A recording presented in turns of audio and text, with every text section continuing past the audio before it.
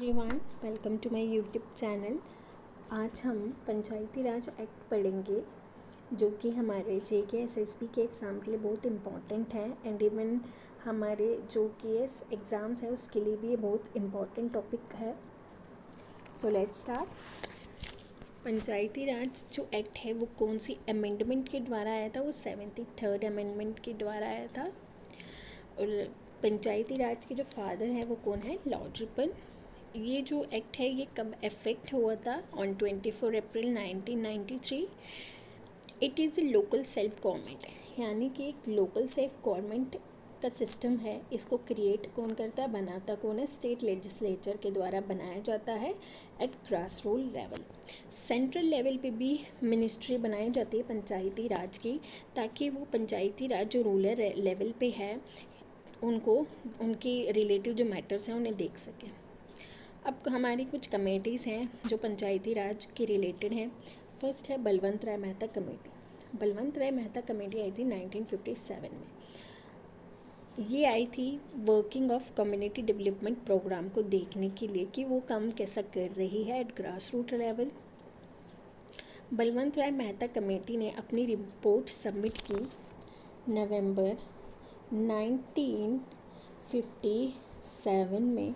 उसमें उन्होंने कुछ रिकमेंडेशंस दी थी। उन्होंने रिकमेंडेशन दी थी कि हमें एक स्कीम लानी है। कौन सी स्कीम लानी है? डेमोक्रेटिक डिसेंट्रलाइजेशन स्कीम लानी है। कहाँ पे? रूरल एरियाज़ में। अब उन्होंने 3 टायर ऑफ सिस्टम दिया था। फर्स्ट थी ग्राम पंचायत विलेज लेवल पे, सेकेंड है पंचायत समिति ब्लॉक लेवल पे, और ज़िला परिषद, सॉरी ये ए है, ज़िला परिषद डिस्ट्रिक्ट लेवल पे। फर्स्ट स्टेट जो थी जिसने पंचायती राज इंस्टीट्यूशन को अडॉप्ट किया था वो थी राजस्थान, ठीक है। और इसको इनाग्रेट किया था बाय प्राइम मिनिस्टर ऑन 2 अक्टूबर 1959 में। उसके बाद बहुत सारी स्टेट्स जो थी उन्होंने पंचायती राज इंस्टीट्यूशन को अडॉप्ट किया था। वाइल कुछ ऐसी भी स्टेट्स थी जिन्होंने 2 टायर ऑफ सिस्टम को अडॉप्ट किया था, जैसे कि तमिलनाडु जो थी उसने 2 टायर सिस्टम को अडॉप्ट किया था।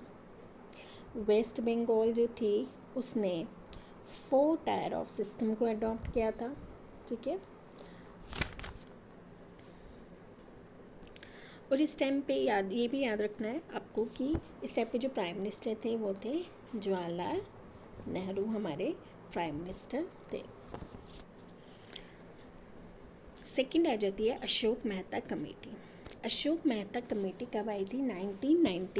1977 में। इसको जनता गवर्नमेंट ने अपॉइंट किया था under the chairmanship of Ashok Mehta. अब इसको अपॉइंट किया था टू रिवाइव एंड स्ट्रेंथ पंचायती राज, यानी कि पंचायती राज सिस्टम को ज़्यादा स्ट्रेंथन करना है, ठीक है। ये अशोक मेहता कमेटी जो थी, जैसे कि हमने पहले पढ़ा, बलवंत राय मेहता कमेटी ने कितने टायर ऑफ सिस्टम था? 3 टायर ऑफ सिस्टम था। वैसे ही अशोक मेहता कमेटी ने रिप्लेस किया 3 टायर ऑफ सिस्टम को, किससे? 2 टायर ऑफ सिस्टम से। जैसे ज़िला परिषद डिस्ट्रिक्ट लेवल पे और मंडल पंचायत पॉपुलेशन के अकॉर्डिंग देखा जाता था कि एक विलेज में कितनी पॉपुलेशन है। उसके बाद आ जाती है GVK राव कमेटी 1985 में GVK राव कमेटी आई थी for the rural development and poverty alleviation. अब क्वेश्चन ऐसे आ सकता है जैसे कि पहले बलवंत राय मेहता कमेटी जो है वो कब आई थी और उसने कितने टायर ऑफ सिस्टम दिया था, और अशोक मेहता कमेटी कब आई थी तो उसने कितने टायर ऑफ सिस्टम दिया था। अब GVK राय कमेटी जो है वो किसने अपॉइंट की थी? प्लानिंग कमीशन ने अपॉइंट की थी।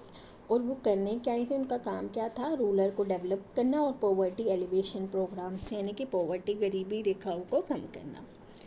अब LM सिंघवी कमीशन जो कमेटी थी 1986 में आई थी। इसके ईयर याद रखना बहुत इम्पॉर्टेंट है। JK SSB में ईयर के रिलेटेड बहुत सारे क्वेश्चंस आते हैं। सो आप ईयर जो है सबके याद रखना, जैसे कि बलवंत राय मेहता कमेटी का 1957, फिर Ashok Mehta committee 1977, GVK Rao 1985, LM Singhvi 1986, ठीक है। अब जी LM सिंघवी जो है, इन्होंने revitalisation of the panchayat and for democracy and development की बात करी है। इन्होंने न्याय पंचायत और जुडिशल ट्रिब्यूनल्स को इस्टेब्लिश किया था। Thungon committee 1980 political and administrative district planning के लिए। गडगिल कमेटी 1988, यानी कि इंस्टीट्यूशन को हम कैसे, पंचायती राज जो इंस्टीट्यूशन है हम उसे कैसे बेस्ट बनाएं, गडगिल कमेटी। उसके बाद इस एक्ट में कितने आर्टिकल है, 243 से लेके 243 ओ तक इसमें आर्टिकल्स हैं। ये ऐड किया गया in part 9 of the Indian constitution. It has 29 functional items. इसके कितने फंक्शनल आइटम्स हैं, 29 फंक्शनल आइटम्स हैं। आपको ये याद होना चाहिए इसके आर्टिकल कहाँ से कहाँ तक है और इसके फंक्शनल आइटम्स कितने हैं। अब इसमें कुछ इंपॉर्टेंट आर्टिकल्स हैं जो मैं आपको बताऊंगी, आपको वो पढ़ने हैं। जैसे कि 243A gram sabha, B constitution of panchayat, composition of reservation of CD, E हो गया ड्यूरेशन। इसमें सबसे ज़्यादा इम्पॉर्टेंट आर्टिकल है आर्टिकल के, जो कि रिलेटेड है किससे, इलेक्शन के रिलेटेड है। आर्टिकल 243 के किसके रिलेटेड है, इलेक्शन के। इसके बाद power authority, power to impose tax, finance commission बिठाई जाती है आर्टिकल 243I के तहत, ताकि वो फाइनेंशियल पोजीशन देख सके रूरल एरियाज़ की। उसके बाद 243LMNO, ये सब आर्टिकल्स जो हैं ये किसके हैं, ये सब आर्टिकल्स जो हैं पंचायती राज एक्ट के हैं। इसके बाद हम कल पढ़ेंगे बाकी इसका टॉपिक।